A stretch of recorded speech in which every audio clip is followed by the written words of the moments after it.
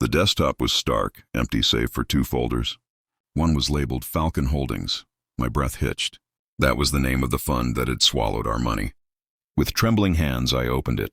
Spreadsheets, wire transfer records, email chains. I scrolled, my eyes struggling to make sense of the numbers, the jargon.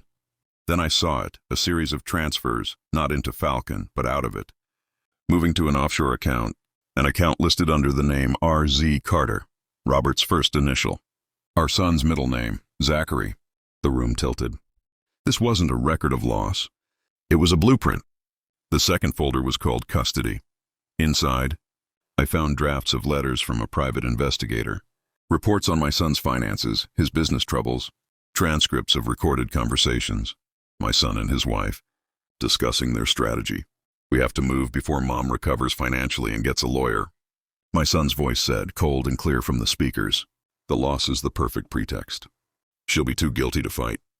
And then the knife twist. Dad understands. He said it's for the best. He'll make sure the money is preserved, out of her reach, for the kid's future. The words swam on the screen. Dad understands. He said it's for the best. It wasn't an investment gone wrong. It was a theft, a meticulously planned one. Robert hadn't lost the money. He'd hidden it, and he'd used the appearance of my catastrophic failure as the engine to drive my grandchildren away from me, collaborating with our son to paint me as a reckless burden. The grief didn't evaporate. It transmuted. It solidified in my veins, cold and sharp as diamond. The fog lifted, burned away by a clarifying, white-hot rage. I sat there on the floor of his study, the laptop glowing in the dim light, the relics of our love scattered around me. I heard his key in the front door, his heavy, weary tread in the hallway. For $18 million and my grandchildren, they had thought me broken. A foolish old woman to be managed and set aside. They were wrong. I closed the laptop.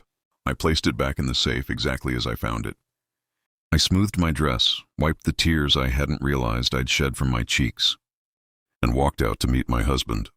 The woman who had walked into that study was gone. In her place was someone they had not accounted for. A grandmother with nothing left to lose and a heart now armored in ice and fire. The game wasn't over. They had just shown me their cards, and I had finally found mine.